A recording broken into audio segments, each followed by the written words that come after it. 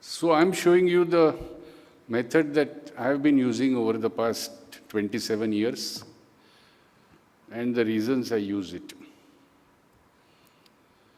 It is I'm retired now from that hospital, but it used to be one of the commonest cases in our outpatient department. This is the history, lot of Frenchmen. And if we come to the embryology, the limb territories are determined at the right positions in the cephalocaudal axis. I feel odd talking of embryology in front of V. Lamb, but never mind. The limb buds grow out of the flanks as mesenchymal masses covered by ectoderm, and the number, identity of the limbs, etc. depends on Hox genes. So these are the three axes, as most of us know: proximodistal, anteroposterior, and dorsoventral. And these are the zones. The AER is for proximodistal, the ZPA or the ZPA as the Americans call it for radial ulnar, and the non-ridge ectoderm in between WNT for dorsoventral. It is said that reduction in fibroblast growth factors associated with AER, loss of tissue volume, and ulnar-sided expression remaining intact is the basic biology behind the radial dysplasia, which indicates that the sonic hedgehog still works. It is variable and it is progressive. It can be extraordinarily mild with just a hypoplastic thumb, all the way up to loss of parts of humerus, etc. And the only known teratogen is busulfan, which is never given to pregnant women, so we don't know the truth about the human teratogenesis. And this is the typical classification everybody uses. A very slightly short distal radius is type 1.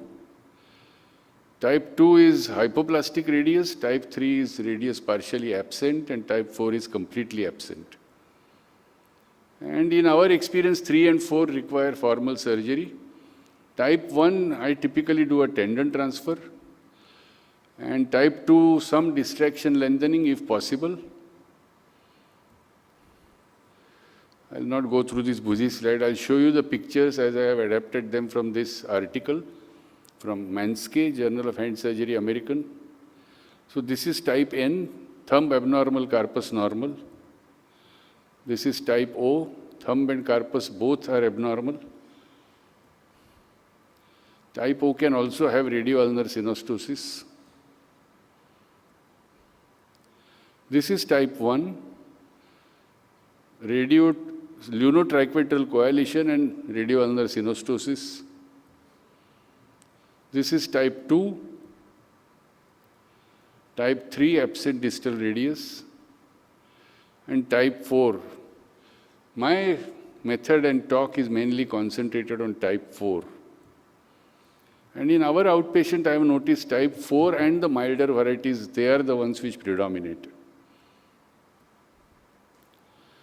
Associated syndromes, TAR, Vactal, Holt-Oram, and Fanconi's anemia. I have seen most of these in some of my patients.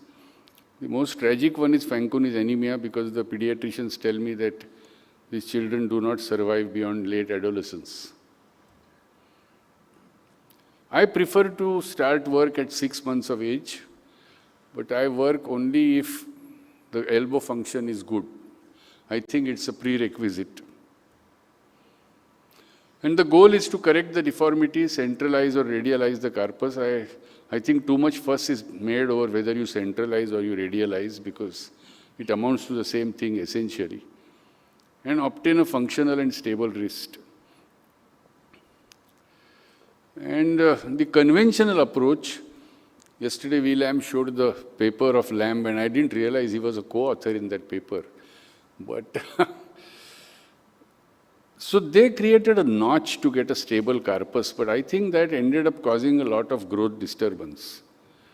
Plus, they were not using David Evans's bilobe flap, so there were skin shortages with a very awkward incision. And the excess skin on the ulnar side was being discarded without being used.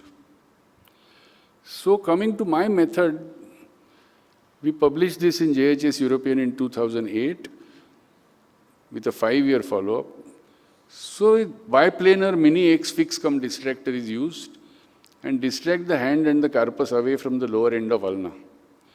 Hold it for 2 to 3 weeks and then do the formal procedure with the Evans's bilobe flap for exposure, Bugramko type of tendon transfers, if feasible. I say this very carefully because in many cases of grade 4, those tendons you require for transfer are simply missing.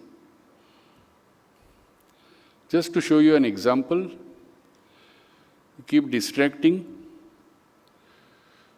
The reason we distract is the carpus almost invariably overrides the ulna, and the distal end of ulna in that position is distal to the proximal part of the carpus. Without distraction, the soft tissues do not allow the ulna to be moved where we want to move it. It also causes tissue lengthening and histiogenesis, which is the classical theory of distraction. But in practice, it allows very smooth relocation of ulna without stress and no disturbance to any growth center. The bilobe flap described by David Evans allows 360-degree exposure, which is one good point. The second good point is it rationally uses ulnar-sided excess to transfer it to the radial side. And finally, the closure of the ulnar part of the bilobe flap adds a vector in the right dimension to treat the deformity. So this is how a fully distracted one looks. And then we plan with the bilobe flaps. We always try to keep the veins of the index so that future polycization is not disturbed. And once we get the 360 exposure, you can see how easy the ulna moves on wherever you want to move it.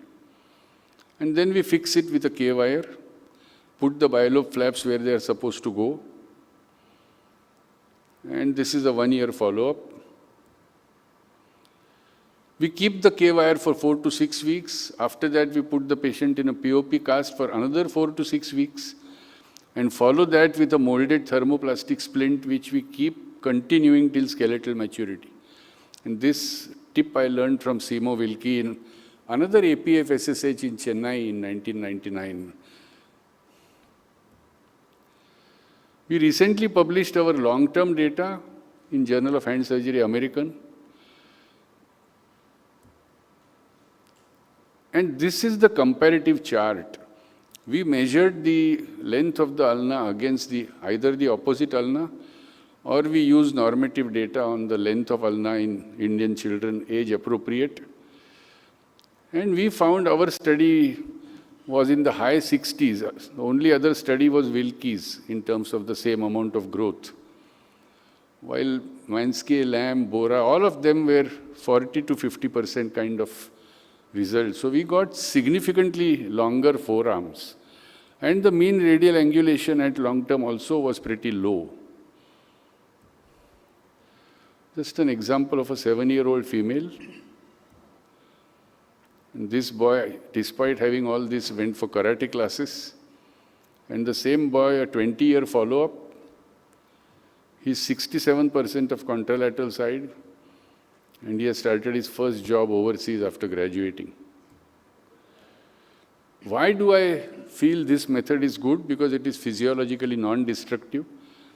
It allows tissue expansion before radialization, is therefore tension-free, and long-term results justify the hypothesis. My colleague, Dr. Anil, will now show a different paradigm, and I thank you for your patience. We'll take questions after Anil finishes.